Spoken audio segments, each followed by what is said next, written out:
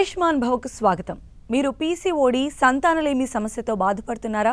PCOD సంతానలేమి సమస్యకు ప్రధాన కారణాలేంటి? Primary, secondary infertility అంటే ఏంటి? పీసీఓడి, ఇన్ఫర్టిలిటీ సమస్యలకు హోమియోలో వైద్య విధానాలపై మాట్లాడేందుకు మనతో పాటు స్టూడియోలో ఉన్నారు masters homeopathy gold medal for excellence in medicine award గ్రహీత డాక్టర్ రవికిరణ్ గారు. మరి వారిని అడిగి సలహాలు సూచనలు తెలుసుకుందాం. నమస్కారం అండి రవికిరణ్ గారు. ముఖ్యంగా స్త్రీల్లో వచ్చే ఈ పీసీఓడి ప్రాబ్లం అంటే ఏంటండి? ఇది ఎన్ని రకాలుగా ఉంటుందని మనం భావించవచ్చు? నార్మల్గా ఏంటంటే పీసీఓడి అనేది ఒకటే ప్రాబ్లం అమ్మా. దీనికి రకరకాల పేర్లు మాత్రం పెట్టారు. పీసీఓడి ఆర్ పీసీఓఎం అని, లేకపోతే కొన్నిసార్లు హార్మోనల్ ఇంబ్యాలెన్స్ వల్ల వచ్చిందని చెప్తూ వచ్చారు. కాకపోతే పీసీఓడి మనకు అంటే ఆ వర్డ్ని అబ్రివేషన్లో మనం చూసుకున్నట్లయితే పాలిసిస్టిక్ ఓవరియన్ డిసీజ్ కానీ పాలిసిస్టిక్ ఓవరియన్ సిండ్రోమ్ కానీ అంటూ ఉంటాం.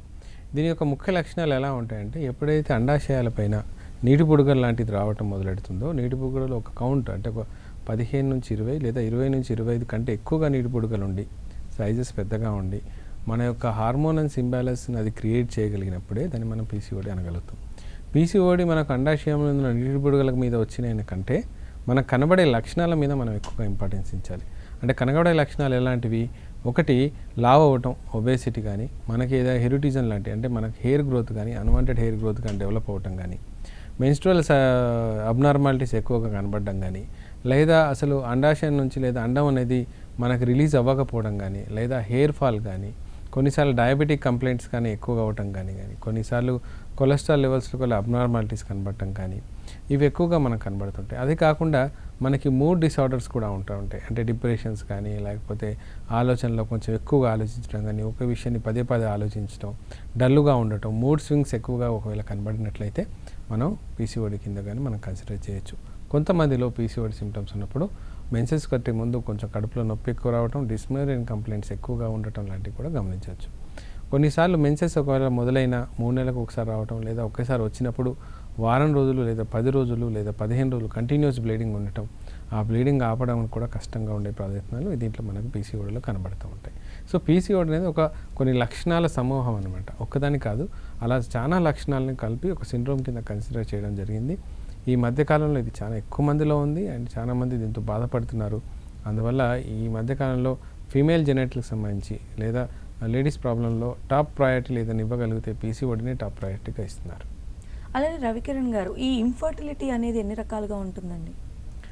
ఇన్ఫర్టిలిటీ రకాల కంటే ముఖ్యంగా ఏంటంటే సంతానలేమి మనకు ఏ విధంగా మనం డయాగ్నోజ్ చేసుకోవచ్చు. సంతానం అనేది 2 రకాలుగా మనం చూసుకోవచ్చు అండి. ఒకరు అసలే సంతానం లేకపోవడం, అంటే వాళ్ళకి ఇంతవరకు ఎటువంటి పిల్లలు పుట్టలేదు, వాళ్ళు ఇప్పుడు ఫస్ట్ కూడా వాళ్ళకి ఏది లేదు. రెండోది ఆల్రెడీ ఒకళ్ళు పుట్టి రెండో సంతానానికి చాలా రోజులుగా డిలే రావడం అనేది కూడా మనం గమనించవచ్చు. దీంట్లో గుర్తుపెట్టుకోవాల్సిన అవసరం ఏంటంటే, ప్రైమరీ ఇన్ఫర్టిలిటీ చాలా టఫెస్ట్ థింగ్ అండి. ప్రైమరీ ఇన్ఫర్టిలిటీ అంటే ఇదే అసలు పిల్లలు పుట్టకపోవడం అనేది చాలా టఫెస్ట్ థింగ్. అక్కడ మనం సక్సెస్ అవ్వగలిగినప్పుడు సెకండరీ ఇన్ఫర్టిలిటీని ఈజీగా మనం సాల్వ్ చేసుకునే అవకాశం ఉంది. ప్రైమరీ ఇన్ఫర్టిలిటీకి చాలా రకాల రీజన్స్ ఉంటాయి. అవి రీజన్స్ కూడా సెకండరీలో ఉంటాయి, కానీ దాదాపు మనకు కనబడే రీజన్స్ ఏవైతే సంతానంలో కనబడే రీజన్స్ ప్రైమరీ ఇన్ఫర్టిలిటీలో ఉంటాయో అవి టఫెస్ట్ వన్. దాంట్లో ఆడవాళ్ళకి సంబంధించినట్లయితే ఇంతకుముందు చెప్పినట్టుగా మనం పీసీఓడి కానీ, లేదా హార్మోనల్ ఇంబ్యాలెన్స్ కానీ, లేకపోతే మనకు ట్యూబల్ బ్లాక్స్ కానీ, కొన్నిసార్లు యాంటీబాడీస్, సెమన్ యాంటీబాడీస్ ఇబ్బందులు రావటం కానీ, నెలసరిలో వచ్చిన ఇబ్బందులు కానీ, లేకపోతే గర్భసంచిలో కంతులు కానీ, అలాంటి లక్షణం మనం చూసుకోవచ్చు. మగవాళ్ళ విషయానికి వచ్చినట్లయితే సెమన్ కౌంట్ బాగా తక్కువ ఉండటం, సెమన్ కౌంట్ అసలే లేకపోవటం, లేదా ఉన్న సెమన్ కౌంట్లో క్వాలిటీ లేకపోవటం, లేదా వాటి యొక్క హెల్తీ ప్రాపర్గా లేకపోవడం కూడా మనం ఇన్ఫర్టిలిటీకి రీజన్స్ కింద మనం చెప్పుకోవచ్చు. సో కాలర్ ఉన్నారండి, విజయ్ గారు గుంటూరు నుంచి. విజయ్ గారు, మీ సమస్య చెప్పండి రవికిరణ్ గారికి. హలో సార్, చెప్పమ్మా. లెఫ్ట్ సైడ్ నాకు అండాశయంలో గడ్డి ఉందని చెప్పారు సార్. ఓకే, 4.8 ఉంది. దానివల్ల ఇంకా పిల్లలు లేదు సార్. నా ఏజ్ ఎంతమ్మా? 23. ఓకే, నెలసరి కరెక్ట్గా వస్తుందమ్మా మీకు? ఇలా వచ్చిన కాడ నుంచి 2 months అలా వచ్చింది. ఇప్పుడు మెడిసిన్ వాడుతున్నా. ఓకే, ఇప్పుడు వస్తుంది సార్. ఓకే అమ్మ, 4.3 సెంటీమీటర్స్ ఉన్నా కూడా మనకి ఇబ్బంది ఏం లేదమ్మా. కొంచెం పెద్ద సిస్టే అయినా సరే మనం మెడిసిన్ ద్వారా దీన్ని క్లియర్ చేసుకోవచ్చు. హోమియోపతిక్ మెడిసిన్స్ ద్వారా దీన్ని ఖచ్చితంగా సెట్ చేసుకోవచ్చు మైండ్, ఎటువంటి డౌట్ లేదు. మేము చెప్పే డైట్ కానీ, అంటే ఆహార నియమాలు కానీ, మేము చెప్పే కొన్ని ఎక్సర్సైజెస్ మీరు ఫాలో చేసుకుంటూ మందులు వాడుకున్నట్లయితే ఆపరేషన్ లేకుండానే సిస్టమ్ మనం క్లియర్ చేసుకోవచ్చు. దాని తర్వాత మనం ప్రెగ్నెన్సీ విషయంలో కూడా ప్లాన్ చేయొచ్చమ్మా. సిస్ట్ విషన్ ఒకటి ఉండడం ఒక రీజన్ అయితే ఇంకేదైనా రీజన్స్ ఉన్నాయా ప్రెగ్నెన్సీ రాకుండా అనేది కూడా అనలైజ్ చేసి వాటిని కూడా కరెక్ట్ చేయడానికి ప్రయత్నం చేస్తాం. డెఫినెట్గా అధైర్యపడాల్సిన అవసరం లేదమ్మా, మీ ప్రాబ్లం ఖచ్చితంగా సాల్వ్ అవుతుంది. అలానే రవికిరణ్ గారు, ఇప్పుడు కొంతమంది మ్యారేజ్ అయిన వెంటనే పిల్లలు ఎందుకులే అని చెప్పి కొంచెం డిలే చేస్తూ ఉంటారు, ఆ తర్వాత పిల్లలు కావాలని చెప్పి అనుకుంటూ ఉంటారు. అసలు ఈ పీరియడ్ని మనం ఎంతవరకు అనుకోవచ్చండి? అంటే మనకి సంతానం కలగదు అనేటువంటి అపోహ ఇన్ని సంవత్సరాల తర్వాత ఉంటుందని అట్లా ఏమన్నా ఒక టైం పీరియడ్ దాటితే మనం దాన్ని నిర్ధారించవచ్చా? సరే, దీనికి ఎలా ఉంటుందంటమ్మా, బేసిక్గా ఇప్పుడు ఎవరికి పీక్ పీరియడ్ అంటే ఏ టైంలో వీళ్ళకి సంతానం పీక్స్లో నేచర్ అలౌ చేసింది అనేది ఇంపార్టెంట్. నేచర్ దృష్టిలో ఫస్ట్ ఎప్పుడైతే మీరు మెన్సెస్ మొనార్కీ పోస్ట్ మొదలైందో అప్పటి నుంచే మీ consider as you are ready for the pregnancy.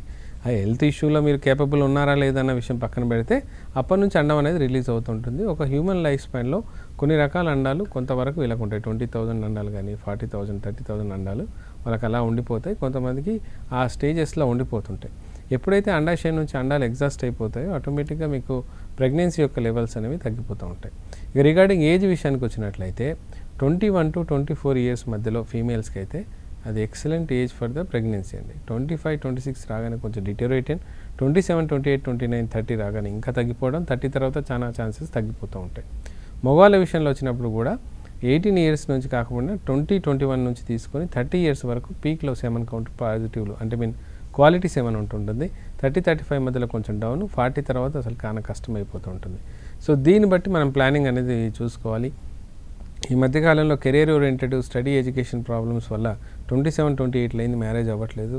అయినా సరే అప్పుడు మళ్ళీ మీరు అన్నట్టుగా కొంత డిలే తీసుకోవటం, అది కాస్త 29కి రావటం, అప్పుడు ప్లాన్ చేయటం, ఆ ప్లాన్ సక్సెస్ అవ్వకపోవడం వల్ల 30, 31, 32, 33 దాటిపోవటం, అది చాలా కష్టం మీద మళ్ళీ IVF, IUI లాంటి టెక్నాలజీకి వెళ్ళిపోయి అక్కడ ఇబ్బంది పడుతూ తీసుకోవడం అనేది కరెక్ట్ కాదు. ఒకవేళ ఏజ్ మీది 27 దాటింది అంటే వితిన్ 1 ఇయర్లో ప్రెగ్నెన్సీకి ప్లాన్ చేసుకోవడం చాలా చాలా ఉత్తమం. అయితే ముఖ్యంగా మనం చూసినట్లయితే మహిళల్లో ఎప్పుడైతే మెన్స్ట్రల్ సైకిల్ స్టార్ట్ అవుతుందో అప్పుడే కొంతమంది ఈ మంత్ సరిగ్గా రావకపోవడం ఇలాంటి ప్రాబ్లమ్స్ ఫేస్ చేస్తూ ఉంటారు కదండి. అంటే అలాంటి వాళ్ళకే ఈ PCOD సమస్య అనేది వస్తుందని మనం భావించవచ్చా? PCOD సమస్య అనేది నార్మల్గా ఏంటంటే ఫస్ట్ థింగ్ అంటే ఇప్పుడు మనకున్న టెక్నాలజీలో బెటర్ థింగ్ ఏంటంటే ఏదైనా ఇబ్బంది అనిపించగానే మనం టెస్టులు చేయించుకునే కెపాసిటీ మనకు ఉంది. అదేంటంటే అల్ట్రాసౌండ్ మనం చెక్ చేసుకోగలుగుతాం, హార్మోన్ థెరపీ చెక్ చేసుకోవడం. అప్పుడు PCOD ఎక్కువైనప్పుడు మన బాడీలో టెస్టోస్టెరాన్ లెవెల్స్ చాలా హెవీగా వెళ్ళిపోతుంటాయి. ఆ టెస్టోస్టెరాన్స్ వల్ల మనకి ప్రెగ్నెన్సీలు ఇబ్బందులు రావటం, అన్వాంటెడ్ హెయిర్ రావటం, లేకుంటే మూడ్ స్వింగ్స్ ఎక్కువ అవటం లాంటివి గమనిస్తుంటాం. దీంతోపాటు ప్రొలాక్టిన్ లెవెల్స్ కూడా పెరిగిపోయే అవకాశాలు ఎక్కువ ఉంటాయి. ఇవి రెండు కూడా ప్రెగ్నెన్సీని దూరం చేసే అవకాశాలు ఎక్కువగా ఉంటాయి. రెండోది ఏంటంటే మెన్సెస్ అబ్నార్మాలిటీస్ కూడా ఇవి రీజన్స్ అవ్వచ్చు. రీజన్స్ ఇవే మొత్తం మీద రీజన్స్ అని నేను అన్నాను, మిగతా రీజన్స్ కూడా చాలా ఉన్నాయి మెన్సెస్ ఇర్రెగ్యులారిటీస్కి. PCOD is a major factor అండి. ఆ PCOD అనే ప్రాబ్లం సాల్వ్ చేసుకోగలిగితే మీరు అన్నట్టు మెన్సెస్ కొన్నిసార్లు బాగా వచ్చి తర్వాత ఇమ్మీడియట్గా మారిపోవడానికి ఉన్న ప్రాబ్లమ్స్ని మనం సాల్వ్ చేసుకోవచ్చు. నెక్స్ట్ కుమారి గారు అండి, కొత్తగూడెం నుంచి. కుమారి గారు, హలో కుమారి గారు. ఓకే, అయితే మనం చూసినట్లయితే ఈ పురుషుల్లో కూడా ఈ మధ్య కాలంలో ఇన్ఫర్టిలిటీ సమస్యలు అనేవి మనం గమనిస్తూ ఉన్నాము. అంటే పురుషుల్లో సహజంగా ఎలాంటి లక్షణాలు అనేవి మనం అబ్జర్వ్ చేయాలంటారు ఇన్ఫర్టిలిటీకి సంబంధించి? బ్యాడ్లకి ఏంటంటే పురుషుల్లో వాళ్ళకి ఈ మధ్య కాలంలో అంటే అవేర్నెస్ ఎంత తక్కువ ఉండటం వల్ల వాళ్ళు ఎప్పుడు కూడా బ్లడ్ టెస్ట్ లాంటివి చేయకపోవడం ఒకటి, రెండోది సిగ్గుతో ఉన్న విషయాలు చెప్పుకోలేకపోవడం వల్ల రెండోది. ఈ రెండు విషయాలు కూడా చాలా ఇబ్బందికరమైన పరిస్థితులు చేస్తున్నాయి. దాదాపు మేము ఒక 18 ఇయర్స్ నుంచి ఇన్ఫర్టిలిటీ కేసెస్ చూస్తున్నాం కదా. వీళ్ళకి లాస్ట్ మూమెంట్ వరకు టోటల్ కౌంట్ డౌన్ అయిపోయి 0 వచ్చే వరకు కూడా వాళ్ళకి అవేర్నెస్ ఉండట్లేదు. ఎటువంటి లక్షణాలు అబ్జర్వ్ చేయాలనేది కూడా అర్థం కావట్లేదు. ఎవరైనా ఇప్పుడు మేము చెప్పే సజెషన్ ఏంటంటే ఇప్పుడున్న ఫాస్ట్ లైఫ్లో లేదా పొల్యూటెడ్ లైఫ్లో మన క్వాలిటీ ఫుడ్ కానీ క్వాలిటీ లైఫ్ కానీ ఉండట్లేదు కాబట్టి ప్రెగ్నెన్సీకి ముందు ఒకసారి సెమన్ అనాలైసిస్ చేసుకోవడం చాలా చాలా అవసరం. వీర్యకణాల సంఖ్య ఎంత ఉంది, ఎలా ఉంది, ఎంతవరకు ఉంది, ప్రెగ్నెన్సీకి సరిపోతుందా లేదా అనేది మ్యారేజ్ కంటే ముందే వీళ్ళు ఒకసారి ప్లాన్ చేసుకున్నట్లయితే ఏదైనా ఇబ్బందులు ఉన్నా కవర్ చేసుకోవచ్చు.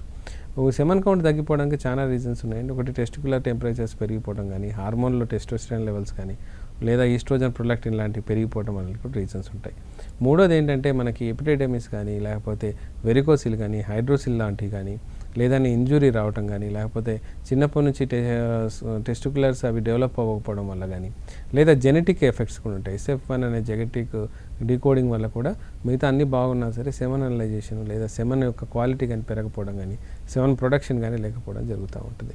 So there are so many reasons. ఇవన్నిటికి రీజన్స్ ఎక్కడి నుంచి మొదలవుతాయంటే if they having a smoking habit అండి. ఎస్పెషల్లీ స్మోకింగ్ కానీ, గుట్కా కానీ, ఆల్కహాల్ కానీ, లేదా హీట్ ప్రదేశాలు ఎక్కువ పనిచేయటం వల్ల కానీ, స్ట్రెస్ కానీ, ఇంజురీస్ ఎప్పుడైనా చిన్నప్పుడు అవి మర్చిపోయి ఇప్పుడు మళ్ళీ ఇబ్బంది పడటం కానీ, లేదా ఆర్కైటిస్ లాంటి ఇన్ఫెక్షన్స్ కానీ, లేదా సెక్సువల్లీ ట్రాన్స్మిటెడ్ డిసీజెస్ ఏదైతే ఉంటాయో సిఫిలిస్ కానీ, గనీరియా కానీ,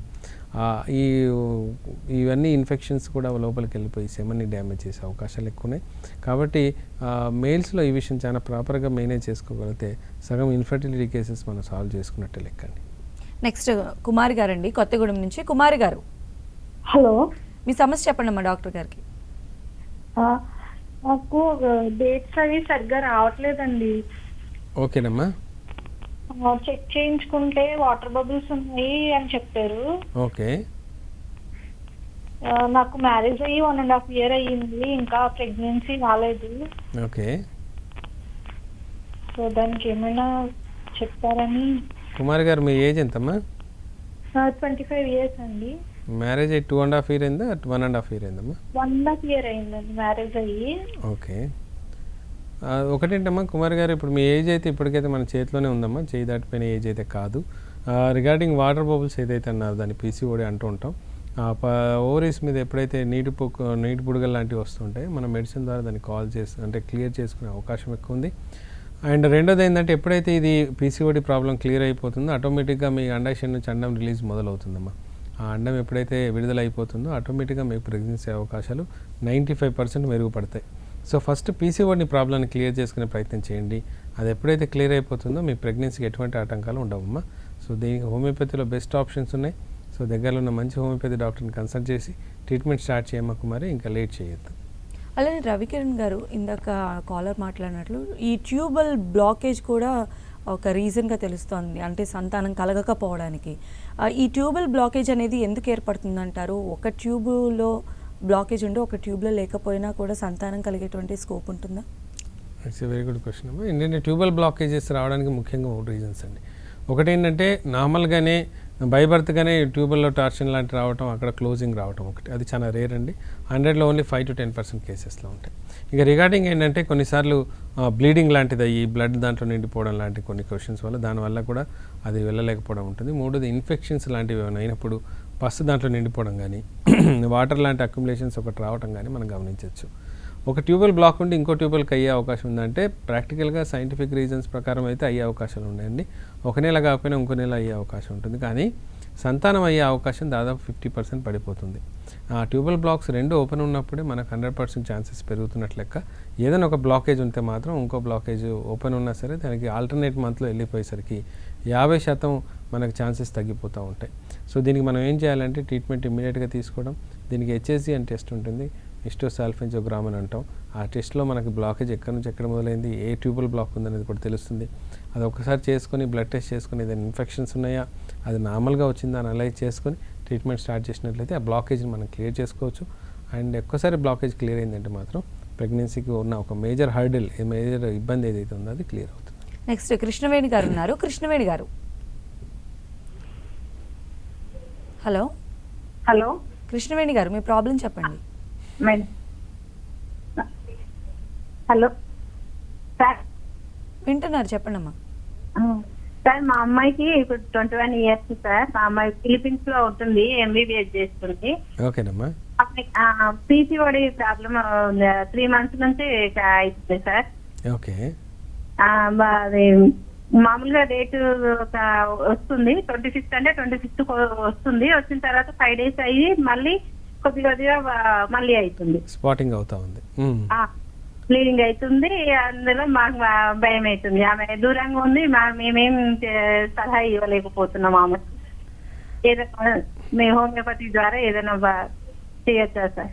డెఫినెట్గా అమ్మా, హోమియోపతి ద్వారా అయితే క్లియర్ చేసుకునే అవకాశం ఉంది. ఎందుకంటే అమ్మాయి విషయంలో PCOD ప్రాబ్లం డయాగ్నోసిస్ అయినా దాని లక్షణాలు ఎక్కువగా కనపడట్లేదు, లక్షణాలు చాలా మట్టుకు తక్కువలో ఉన్నాయి. అండ్ ఇప్పటికే ఓన్లీ స్పాటింగ్ వరకే ఉంది, హెవీ బ్లీడింగ్ అనేది లేదు. మనం మెడిసిన్ ద్వారా కవర్ చేసుకునే అవకాశం ఉంది. తను ఆల్రెడీ మెడిసిన్ చదువుతుంది కాబట్టి తనకు ఐడియా ఉంటుంది. సో మీరు ఒకసారి సజెస్ట్ అయితే చేయండి. హోమియోపతి ద్వారా చేసుకున్నట్లయితే సైడ్ ఎఫెక్ట్ ఉండదు. ఆ హార్మోన్ థెరపీస్ వాడాల్సిన అవసరం లేదు. దానివల్ల వచ్చే కాంప్లికేషన్స్ కూడా మనం ఫేస్ చేయాల్సిన అవసరం లేదు. ఒకసారి పీసీఓడి తగ్గింది ఈ సిస్టమ్ ద్వారా అంటే మళ్ళీ రిపీట్ కూడా అవుదమ్మా. అండ్ బాడీలో చేంజెస్ కూడా రాకుండా మనం దీని ద్వారా సెట్ చేసుకోవచ్చు. డెఫినెట్గా పీసీఓడికి అయితే హోమియోపతిలో 100% రిజల్ట్స్ ఉన్నాయమ్మా. కొన్ని కాంప్లికేటెడ్ కేసెస్లో ఒక 10% పక్కన పెట్టినా 90% సక్సెస్ రేట్ అయితే దీంట్లో ఉందండి.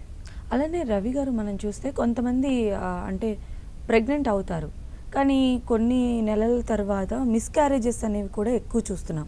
ఆ మిస్క్యారేజెస్కి ఈ పీసీఓడికి రిలేషన్ ఉందనుకోవచ్చు. ఒకసారి ప్రెగ్నెన్సీ అయిపోగానే అంటే అండాశయం ఎప్పుడైతే అండం రిలీజ్ చేసేసి అది ఒకసారి ఫలదీకరణ చెందిన తర్వాత ఇక పీసీఓడికి సంబంధం ఉండదండి. ఇక నెక్స్ట్ రోల్ అంతా మనకి ఏంటంటే గర్భసంచి యొక్క ఎన్విరాన్మెంట్ ఎలా ఉంది, అది ఎలా మేనేజ్ చేస్తుంది, దాన్ని ఎంతవరకు స్ట్రెంత్ ఉంటుంది, జెనెటిక్ ఫ్యాక్టర్స్ ఏముంటున్నాయి, ఆ టైంలో ఏమైనా ఇన్ఫెక్షన్స్ వచ్చాయా, లేదా వీళ్ళు ఏమైనా భయపడిపోయారా, లేదా షాక్కి గురయ్యారా, ఇలాంటి కారణాల వల్ల అబార్షన్స్ అయ్యే అవకాశాలు ఎక్కువగా ఉంటాయి. రెండోది ఫీటస్ ఎప్పుడైతే లోపల డెవలప్మెంట్ ప్రాపర్గా లేనప్పుడు నేచరే అబార్ట్ చేసేస్తూ ఉంటుంది. అలా కాకుండా కొన్నిసార్లు జెనెటిక్ రీజన్స్ వల్ల కూడా అబార్ట్ అవుతూ ఉంటాయి. వీటికి సొల్యూషన్స్ ఏంటంటే మళ్ళీ హార్మోన్ థెరపీ ఇచ్చి కాపాడడానికి ట్రై చేస్తుంటారు. ఇది మేబీ అది one of the reason to వాళ్ళ సిస్టంలో అది పర్ఫెక్ట్గా ఉన్న హోమియోపతి పరంగా మళ్ళీ అబార్షన్స్ అవ్వకుండా, ఫ్రీక్వెంట్ అబార్షన్స్ అవ్వకుండా మాత్రం చాలా ఎక్సలెంట్ మెడిసిన్స్ ఉన్నాయి. ఇంతవరకు మేము ఇచ్చిన కేసెస్లో ఏవి కూడా ఫెయిల్యూర్ అవ్వాలా. ఒకసారి 2nd మంత్కి అబార్షన్స్ అవ్వడం కానీ, 3rd మంత్ అబార్షన్స్ కానీ, 5th month rarest 5th month abortions కానీ, ఆ కేసెస్ని కూడా హోమియోపతి ద్వారా ప్రాపర్గా డీల్ చేసుకోవచ్చు. కొన్ని కేసెస్ అయితే కంటిన్యూస్ 5 ప్రెగ్నెన్సీస్ కూడా అబార్షన్స్ అయిపోయిన తర్వాత మెడిసిన్స్ ఇస్తే 6th ప్రెగ్నెన్సీ సక్సెస్ఫుల్గా కరెక్ట్ అయిపోయింది. ఎటువంటి ఇబ్బందులు కూడా రాలేదు. సో ఫ్రీక్వెంట్ అబార్షన్ అవుతున్న వాళ్ళు కూడా భయపడాల్సిన అవసరం లేదండి. మంచి కాన్స్టిట్యూషన్ థెరపీ ఇచ్చి హోమియోపతి డాక్టర్ మనం ఫైండ్ అవుట్ చేసుకొని ట్రీట్మెంట్ మొదలెట్టగలిగితే మాత్రం 100% ఈ ప్రాబ్లమ్ సాల్వ్ చేస్తాం. నెక్స్ట్ రుక్మిణి గారండి. రుక్మిణి గారు హలో సార్. చెప్పండి. చెప్పమ్మా రుక్మిణి. హలో సార్, చెప్పండి. మాకు పీరియడ్ సరిగా రా sir. Okay period date to date రా సార్. ఓకే ఎంత గ్యాప్ వస్తుందమ్మా? 3 months, 5 months అట్లా, 4 months అట్లా అవుతుంది. ఓకేనమ్మా రుక్మిణి, మీరు ఓ పని చేయండి. ఫస్ట్ థింగ్ ఏంటంటే ఒకసారి స్కానింగ్ చేయించండి అమ్మా. అల్ట్రాసౌండ్ అబ్డోమెన్ చేసినప్పుడు మన గర్భసంచిలో ఏదైనా ఇబ్బంది ఉందా లేకుంటే అండాశయంలో ఇబ్బంది ఉందా అనేది తెలిసిపోతుంది. దాని తర్వాత ఏదైనా బ్లడ్ టెస్ట్ అవసరం అనుకుంటే అప్పుడు చేయిద్దామమ్మా. ఫస్ట్ మనం డిసీజ్ ఒకవేళ డయాగ్నోస్ చేయగలిగితే అంటే ఎందువల్ల రావట్లేదు అనేది తెలుసుకోగలిగితే మనం చూసుకోవచ్చు. ఎందుకంటే ప్రతిసారి పీసీఓడి గర్భసంచిలో ఉన్న ఇబ్బందులే కాదు, కొన్నిసార్లు ఐరన్ డెఫిషియన్సీ వల్ల రాకపోవచ్చు, కొన్నిసార్లు హార్మోన్స్ డెఫిషియన్సీ వల్ల కూడా రాకపోవచ్చు, కొన్నిసార్లు మెంటల్ స్ట్రెస్ ఉన్నా కూడా రాకపోయే అవకాశాలు ఎక్కువగా ఉంటాయి. So depends on the situation మనం డిసిజన్ తీసుకోవాలమ్మా. సో ఒకసారి అల్ట్రాసౌండ్ అబ్డోమెన్ అయితే చేయించండి. డెఫినెట్గా మీ ప్రాబ్లం సాల్వ్ అవ్వడానికి ఒక స్టెప్ ముందుకు వెళ్ళినట్టుగా ఉంటుందమ్మా. రవికిరణ్ గారు, ఈ పీసీఓడి సమస్య అనేది మనం హెరిడిటరీ కూడా ఉండే అవకాశం ఉంటుందంటారా, లేదంటే మన లైఫ్ స్టైల్ని బట్టే ఈ సమస్యలన్నీ ఉత్పన్నమవుతున్నాయి అనుకోవచ్చు? హెరిడిటరీ రీజన్స్ అయితే ఖచ్చితంగా ఉన్నాయండి. అంటే ఒకవేళ మదర్కి ఒకవేళ పీసీఓడి ఉండి తను సఫర్ అయ్యారు, ప్రాపర్గా ట్రీట్మెంట్ అంటే హోమియోపతి ట్రీట్మెంట్ లాంటివి తీసుకోకుండా ప్రెగ్నెంట్ అయ్యి నెక్స్ట్ వచ్చే బేబీకి వెళ్ళే ఛాన్సెస్ 50% ఉన్నాయండి. ఒకవేళ అంటే వాళ్ళ ఇంట్లో ఒక 2-3 జనరేషన్లో పీసీఓడి చూసారంటే 75% ఛాన్సెస్ నెక్స్ట్ జనరేషన్కి వెళ్ళే అవకాశం ఉంది. ఇక regarding environmental factors plus stress levels కూడా ఈ మధ్యలో చాలా ఇన్ఫ్లుయెన్స్ చేస్తున్నాయి. జెనెటిక్ రీజన్స్ మొదటి నుంచి ఉన్నా కూడా గత 10 సంవత్సరాలు లేని కేసెస్ 4 సంవత్సరాల నుంచి చాలా ఎక్కువ అయిపోయాయి పీసీఓడి కేసెస్. దానికి రీజన్స్ వాళ్ళు తీసుకునే ఆహార అలవాట్లు కావచ్చు, లేదా ఈ మధ్యకాలంలో అడల్టరేటెడ్ మిల్క్లో వాళ్ళు ఇచ్చిన హార్మోన్స్ థెరపీస్ వల్ల వచ్చిన ఎఫెక్ట్స్ వల్ల కావచ్చు, లేదా స్టడీ టెన్షన్స్ వల్ల వచ్చిన స్ట్రెస్ కావచ్చు, ఒబేసిటీ వల్ల కావచ్చు, లేదా తీసుకునే వాళ్ళ ఫ్యాటీ ఫుడ్ వల్ల కావచ్చు. ఏది ఏమైనా సరే పీసీఓడి కేసెస్ ఈ మధ్యలో దాదాపు ఒకేసారి 30-40% పెరిగిపోయాయి. అండ్ ఇప్పుడు 100% కేసెస్లో మెన్సెస్ అబ్నార్మాలిటీ ఉంది అంటే 70% కేసెస్ పీసీఓడి ఉంటున్నాయి. సో ఇంత సివియర్గా పెరుగుతున్నప్పుడు ఏమవుతుందంటే వాళ్ళ మెంటల్ స్టెమినా మీద కానీ, వాళ్ళ ఆలోచన విధానాల్లో కానీ, లేకపోతే శారీరక స్ట్రక్చర్ల మీద కూడా వాళ్ళకి చాలా ఎఫెక్ట్ పడుతుంది. దానివల్ల చాలా మంది ఇబ్బంది పడుతున్నారు. నెక్స్ట్ ధనలక్ష్మి గారండి. ధనలక్ష్మి గారు, హలో, మీ సమస్య చెప్పండి అమ్మా. మా మనవరాలు 14 సంవత్సరాలు ఉంది మేడం. చెప్పండి అమ్మా. హలో, వినబడుతుంది, చెప్పండి అమ్మా. 14 సంవత్సరాలు ఉంది, కొంచెం లావు ఉంటది. ఓకేనమ్మా. అయితే ఇంకా పెద్దది కాలేదు, థైరాయిడ్ ఉందని అన్నారు అన్నట్టు. ఓకే, థైరాయిడ్ గురించి గోళీలు వాడుతుంది. ఓకే. ఇప్పుడు ధనలక్ష్మి గారు, మీ మనవరాలు 14 ఇయర్స్ అంటే ఇంకొక 1 ఇయర్ వరకు కూడా టైం ఉందమ్మా. 16 సంవత్సరాల వరకు కూడా అయ్యే అవకాశాలు కొంతమందికి ఉంటాయి. ఒకవేళ వాళ్ళ మదర్ ఒకవేళ లేట్ అయినా, వాళ్ళ అమ్మమ్మ సైడ్ ఎవరైనా లేట్ ఉన్నా సరే వీళ్ళకి ఒకసారి 2-3 సంవత్సరాలు అడిటిగా అవుతుంది. టెన్షన్ పడాల్సిన అవసరం లేదు. కానీ మనం వెళ్తున్నది కరెక్టా లేదా హార్మోన్స్ అన్ని ప్రాపర్గా ఉన్నాయని చెక్ చేసుకోవడం అవసరం. సో దగ్గరలో ఉన్న మంచి హోమియోపతి డాక్టర్ని కానీ లేదా గైనకాలజిస్ట్ని ఒకసారి కలిసి హార్మోన్స్ చెకప్ ఒకటి, అల్ట్రాసౌండ్ అబ్డమిన్ అంటే స్కానింగ్ చేయించడం ఒకటి చేసుకొని, గర్భసంచి కానీ మిగతా అన్ని ప్రాపర్గా ఉన్నాయంటే ఇబ్బంది పడాల్సిన అవసరం లేదు. ఒకవేళ ఇబ్బంది ఉన్నట్లయితే మాత్రం వాటికి సంబంధించిన ట్రీట్మెంట్ తీసుకొని తగ్గిస్తే మెన్సెస్ ఆటోమేటిక్గా స్టార్ట్ అయిపోతాయి. నెక్స్ట్ సునీత గారు అండి. సునీత గారు, హలో హలో చెప్పండి. నమస్తే సార్. నమస్తే సార్, నేను సునీత వాళ్ళ హస్బెండ్ మాట్లాడుతున్నా అండి. చెప్పండి. సార్ అది వేకోస్ గురించి మన మీ దగ్గరికి రమ్మంటారా సార్? తనకు లెగ్స్ మీద వచ్చేసి చిన్న అదేమంటారు సార్, చిన్న లైన్స్ లాగా వస్తున్నాయి. ఓకే, దాని గురించి ఒకసారి మీ దగ్గరికి రావాలనుకుంటున్నాం సార్. డెఫినెట్గా అండి. ఒకసారి అనలైజ్ చేసి చూసుకోవాలండి. అది దేనికి వస్తున్నాయి లైన్స్ లాగా, స్ట్రెచ్ మార్క్స్ వస్తున్నాయా లేదా ఇన్ఫెక్షన్స్ ఏమైనా స్కిన్ ఇన్ఫెక్షన్స్ వల్ల వస్తున్నాయా చూసుకొని, కొన్నిసార్లు ఈవెన్ పీసీఓడి కంప్లైంట్స్లలో కూడా స్కిన్ డ్యామేజెస్ కూడా జరుగుతూ ఉంటాయి. దానివల్ల వస్తుందో చూసుకుంటాను. యూఆర్ మోస్ట్ వెల్కమ్ అండి, అందులో ఎటువంటి డౌట్ లేదు. We will do our best అండి. అలానే రవికిరణ్ గారు, హోమియోపతిలో ఈ ఇన్ఫర్టిలిటీకి కానీ పీసీఓడి సమస్యలు కానీ ట్రీట్మెంట్ అనేది ఎలా ఉంటుందండి? హోమియోపతి అనేది బేసిక్గా ఏంటంటే బాడీ బ్యాలెన్స్ని నమ్ముతూ ఉంటుందండి. ఎప్పుడైతే బాడీ బ్యాలెన్స్లో ఉంటుందో ఆటోమేటిక్గా ఈ ప్రాబ్లమ్స్ అన్నీ, అబ్నార్మాలిటీస్ అన్నీ తొలగిపోతాయి అనేది దీని యొక్క మెయిన్ ఫిలాసఫికల్ బ్యాక్గ్రౌండ్ అండి. ఇప్పుడు ఏదైతే పీసీఓడి వచ్చినా, లేకపోతే ఎండోమెట్రియోసిస్ వచ్చినా, అడినోమయోసిస్ వచ్చినా, ఈ ట్యూబల్ బ్లాక్స్ వచ్చినా, ఎప్పుడైతే బాడీ బ్యాలెన్స్లో ఉండకుండా హార్మోన్స్ ఇంబ్యాలెన్స్ అయిపోతుంటాయో ఆటోమేటిక్గా ఈ ప్రాబ్లమ్స్ అన్నీ తలెత్తుతూ ఉంటాయి. ఈ బ్యాలెన్స్ని మళ్ళీ తిరిగి రిస్టోర్ చేయగలిగితే అది పర్మనెంట్గా సెట్ అయిపోతుంది. మన పీసీఓడి సమస్య రావటం కానీ లేదా మెన్స్ట్రువల్ ట్రబుల్స్ కానీ ఇంకే సమస్యలు కల మళ్ళీ రిపీట్ అయ్యే అవకాశాలు ఉండవండి.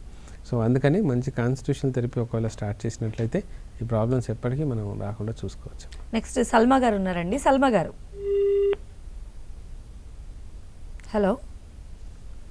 అయితే రవికిరణ్ గారు, మనం చూస్తే అంటే పిల్లలకి వెళ్ళాలి అని ఎవరైతే దంపతులు డెసిషన్ తీసుకుంటారో, అంటే పోస్ట్ ప్రిపరేషన్లో భాగంగా ఎలాంటి జాగ్రత్తలు తీసుకోవాలంటారు? ఎందుకంటే ఇప్పుడు ఉన్నటువంటి లైఫ్ స్టైల్ని బేస్ చేసుకొని మనకు ఉన్నటువంటి ప్రాబ్లమ్స్ అన్నింటినీ కూడా రెక్టిఫై చేసుకుంటూ పిల్లల వరకు వెళ్ళాలి కాబట్టి ఎలాంటి సజెషన్స్ ఇస్తారు? ఫస్ట్ థింగ్ సజెషన్ ఏంటంటే, మగవాళ్ళలో ముఖ్యంగా ఆల్కహాల్, స్మోకింగ్, గుట్కా లాంటివి ఉంటే మాత్రం ఖచ్చితంగా మానేసే ప్రయత్నం చేయండి. ఎస్పెషల్లీ స్మోకింగ్, ఆల్కహాల్ అయితే చాలా డేంజర్ అండి. అండ్ దాని విషయంలో ఒకటి జాగ్రత్త ఉండటం, ఫ్యాటీ ఫుడ్ ఒకటి తగ్గించుకోవటం, పొట్ట దగ్గర ఒబేసిటీ లాంటి లక్షణాలు లేకుండా ఎక్సర్సైజ్ చేసుకొని కొంచెం స్ట్రెంత్ అని పెట్టుకొని మేనేజ్ చేసుకునే ప్రయత్నం మీరు ఖచ్చితంగా చేయండి.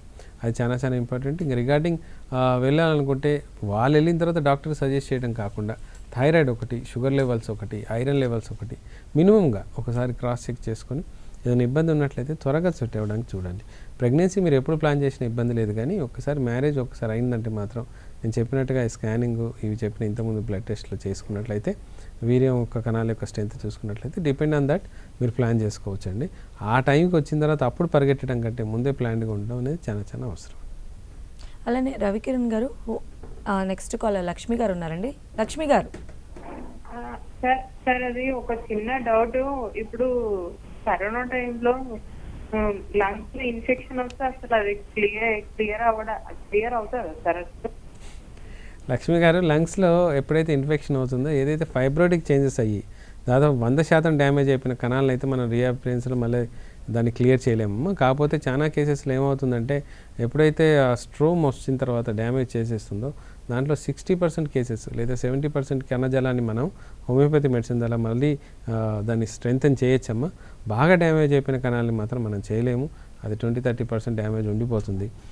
మిగతా సిస్టమ్స్లో అంతా మళ్ళీ కణజాలం ఏదైతే దెబ్బతిందో దాన్ని రిపేర్ చేసే కెపాసిటీ లేదు, కానీ హోమియోపతిలో మాత్రం దాన్ని రిపేర్ చేయగల కెపాసిటీ మాత్రం ఉంది. సో అది ఆటోమేటిక్గా సిటీ స్కాన్, హెచ్ఆర్సిటీ చేస్తాము. ఆ హెచ్ఆర్సిటీ చేసిన దాన్ని బట్టి మనం డిసిషన్ తీసుకోవచ్చమ్మా. నెక్స్ట్ సల్మా గారు ఉన్నారండి. సల్మా గారు, నమస్తే సార్. చెప్పమ్మా సల్మా. సార్ నా ఏజ్ 30 years సార్. ఓకే. నాకు 2 పిల్లలు సార్. ఓకే.